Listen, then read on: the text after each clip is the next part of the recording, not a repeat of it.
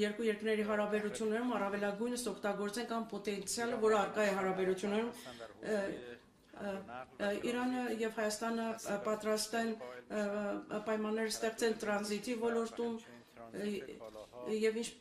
ուրեմն իրանական բեռնափոխադրումները դեպի Սևծով եւ ինչպես նաեւ իրանական բեռնատարների փոխադրումը դեպի ուրեմն Պարսից Հնդկաստան եւ Օման դյուրացվեն Մենք ինչպես նաև հիանալի զրույց ենք ունեցել Արաքսկետի վրա եւս նոր կամուրջ կառուցելու վերաբերյալ բեռնափոխադրումներ դյուրացնելու համար Մենք ինչպես նաև միջազգային հարթակներում մեր համագործակցությունը շարունակելու ուղղությամբ եւ աջակցումը միմյանց